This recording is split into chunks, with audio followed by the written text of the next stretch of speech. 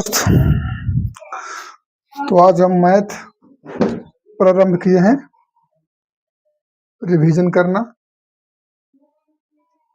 As a student मैं भी एक विद्यार्थी हूँ, मैं कोई बड़ा टीचर नहीं हूँ, स्टूडेंट हूँ और हम भी मैथ का रिवीजन कर रहे हैं, तो सोचे आप लोग को भी साथ में रिवीजन करवाते चलें। तो चैप्टर हम शुरू करेंगे लाभ हानि। हर एग्जाम में इससे प्रश्न जरूर रहता है, लाभ प्लस हानि जो है वो चैप्टर है मैथ का, उसको हम लोग शुरू करते हैं। तो देखिए लाभ हानि का क्या होता है। यदि आप किसी वस्तु को 100 रुपये में खरीदते हैं और 120 रुपये में यदि बेचते हैं तो आपको क्या हो रहा है, 20 रुपये का क्या हो रहा है, लाभ हो रहा है। 100 रुपये में क्या किए, खरीदे, तो वही जो खरीदते हैं उसको हम लोग कहते हैं क्रय मूल्य, और जो बेचते हैं उसको कहते हैं विक्रय मूल्य। तो किसी वस्तु को हम 100 रुपये में खरीदे हैं, यदि 120 रुपये में बेचते हैं तो 20 रुपये का क्या होता है, लाभ होता है। तो बेसिकली दिख रहा है, तो वही होता है इसमें। अब इसको हम इसी का फॉर्मूला बना देता है कि लाभ बराबर क्या होगा भाई, लाभ बराबर क्या होगा, विक्रय मूल्य माइनस क्रय मूल्य। ठीक, अगर यही केस उल्टा हो जाए कि यदि आप किसी वस्तु को 120 रुपये में खरीदें और 100 रुपया में क्या करें, इसको बेच दें, तो 100 रुपये का यदि आप इसको बेच दिए हैं तो आपको क्या हो रहा है, 20 रुपये का क्या हो रहा है, हानि हो रहा है। 20 रुपये का क्या हो रहा है, हानि हो रहा है।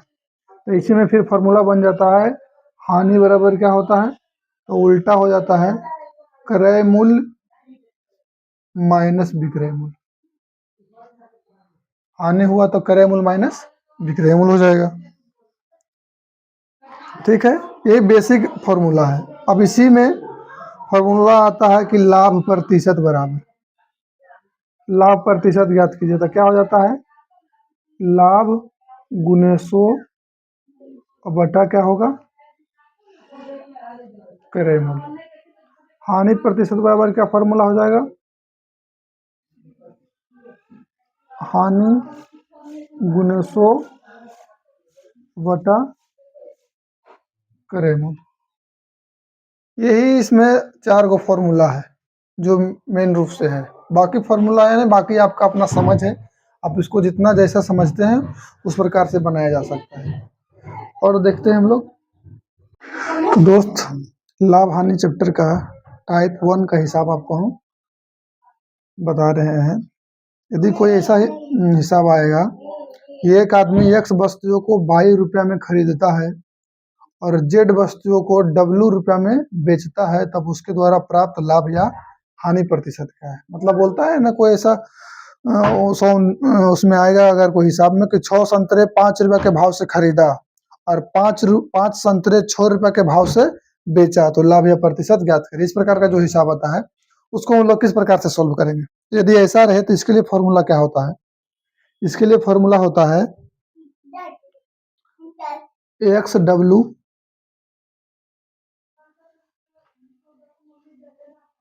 बटा ZY -1 इंटू 100 होता है। XW बटा ZY -1 इंटू 100 होता है। कैसे लिखना है इसको, कैसे समझने के लिए लिखना है, मात्रा लिखिए और मूल्य लिखिए। मात्रा और मूल्य, मात्रा कितना था, एक्स वस्तु कितने रुपए में था, 22 रुपये में था। फिर क्या था, जेड वस्तु में था, कितना रुपये में था, W रुपये में। इसको क्रॉस मल्टीपल कर देना है, तो ये एक्स इंटू डब्ल्यू हो गया बटा बाई जेड -1 इंटू 100 हो गया। ठीक है,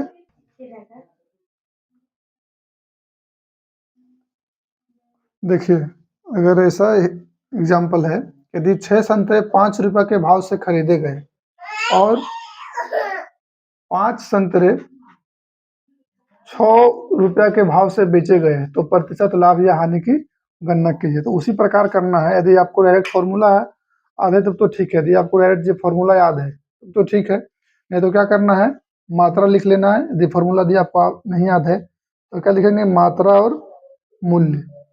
मात्रा कितना था, 6 संतरा, कितना में खरीदा, 5 रुपया में।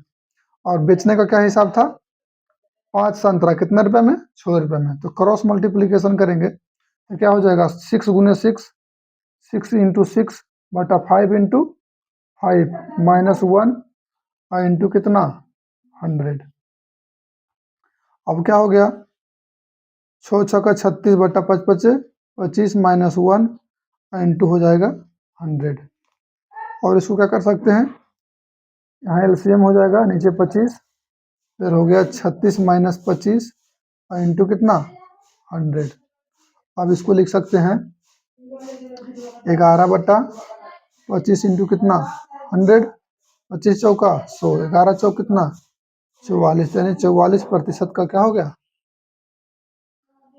इसको लाभ हो गया। 44% का क्या हो गया, लाभ हो गया।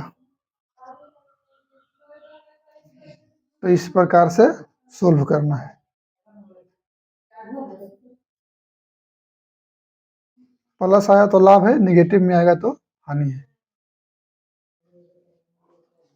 देखिए टाइप 2 में समझेंगे, यदि m वस्तुओं का क्रय मूल्य n वस्तुओं के विक्रय मूल्य के बराबर हो तो लाभ या हानि प्रतिशत बराबर। तो लाभ या हानि प्रतिशत बराबर फॉर्मूला हो जाएगा m माइनस n बटा n गुने 100, m माइनस n बटा n गुने 100।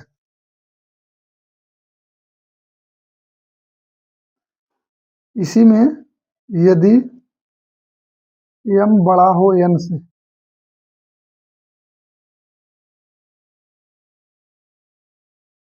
तो लाभ प्रतिशत होगा, यानी लाभ होगा। और यदि m छोटा हो n से तो क्या होगा, हानि होगा। ठीक है, इसका हम उदाहरण आपको देके बताते हैं। देखिए जैसे एग्जांपल है कि 9 वस्तुओं का विक्रय मूल्य 12 वस्तुओं के क्रय मूल्य के बराबर है। 9 वस्तुओं का विक्रय मूल्य जो है 12 वस्तुओं के क्रय मूल्य के बराबर है। तो यहाँ कौन सा केस है, m बड़ा है n से। ऐसे भी देखिए कि 9 वस्तु वो बेचता है तो उसको 12 वस्तु का मूल्य मिल जाता है, इसका मतलब वो बेनिफिट कमा रहा है, उसको लाभ हो रहा है।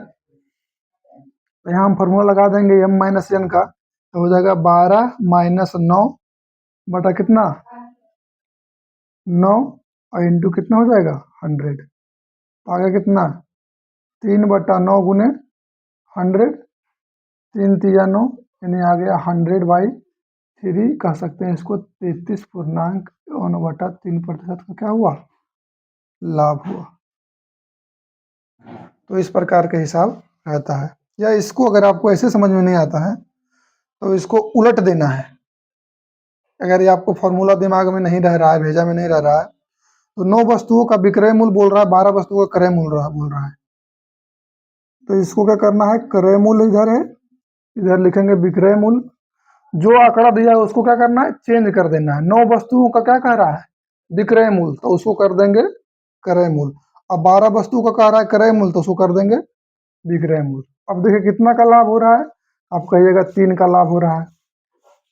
3 का लाभ हो रहा है, लाभ कितना का है, 3 का, लाभ गुने 100 बटा क्या, क्रय मूल्य 9, 3 तिया 9 कट गया, यहाँ भी आ गया 100/3, या इसको बोल सकते हैं 33.1/3%। तो इस प्रकार से भी बना सकते हैं। हमारे चैनल से जुड़े रहिए, हम आपको टाइप बाय टाइप एग्जाम्पल के साथ सिखाते जाएंगे, रिविजन करते जाएंगे। वीडियो देखने के लिए धन्यवाद।